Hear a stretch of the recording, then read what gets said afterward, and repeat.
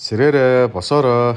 За ингээд нэг мэдсэн 194 дахь өдөр буюу хагас жил шахуу хугацаанд өглөө болгон босоод дасгал хийж, жингээ хайж 20 орчим килограммыг хасаад ингээд та бүхэндээ өдрийнхөө бичлэгийг хийж, оройн монтажлж ингээд танилцуулах энэ одоо амьдралын нэгэн хэвшил, нэгэн дадал болж тэгээ хоолн дээрээ хүртэл анхаардаг одоо ингээд цагаан гурал идэхгүй, газтаа ундаа уухгүй, сахар хэрэглэхгүй гэх мэтчлээ ингээд нэг мэдсэн 6 жилийг ардаа өдөжээ.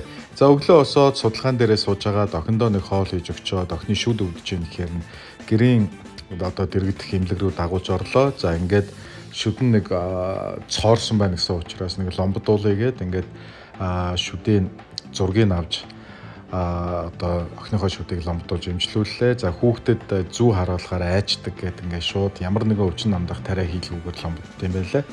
За охин ч ёо гэж дууралгүйгээр шүдээ сайхан ломбдуулаад авлаа. За ингээд гэртээ ирлээ, судалгааны ажил дээрээ суулаа. Тэгээ суугаад л байлаа. Нэг мэдсэн оройн 9 цаг хүртэл судалгааны ажил дээрээ суулаа. Орой нэг лир идчихэд октод ч бас галтгооны идж уух юмаа зэгцэлж байлаа. Үргэлжлүүлэн шөнийн 2 цаг хүртэл суугаад амарлаа. Сэрээрээ босоороо. За ингээд 195 дахь өдөр минь эхэллээ. За өнөөдөр бол жимтэй өдөр байгаа. За жимэндээ явна. За үүнээс гадна хашаага очиж цэвэрлээ. Хашаа орооныхоо юмнуудыг бас илүүдтэй юмнуудаас ангилах ажил байна. За хамгийн гол нь авах нэг машина солих санаатай байгаа гэдэг нэг хятад машиныг сүүлийн үед рекламдж байгаа очиж үзье гэсэн.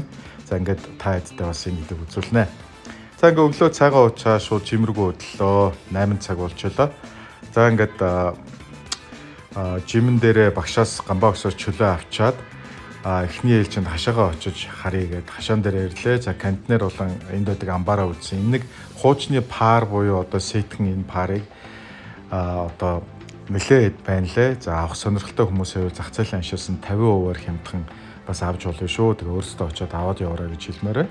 За ингээд жим дээр ирлээ. Өнөөдөр бол гар мөрний үндсэн дасгалын өдөр байгаа. За манай эхэнэ дүү жимэнд бас хамт явж үзье яагаа гэхээр бас хамт аваад явлаа. За ингээд гидсний үндсэн хэвлийн дасгалууд руугаа орлоо. За ойрд бол нэг судалгааны ажилгаа шөнө 3 цаг, 4 цаг, зарим өдөр бол нэг 5-6 цаг хүртэл баг нойргоо онж байгаа.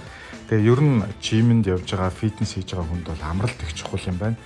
Сүүлийн 7 хоног бол маш амархан ядардаг ийм байдал бол ажиглагдж байгаа.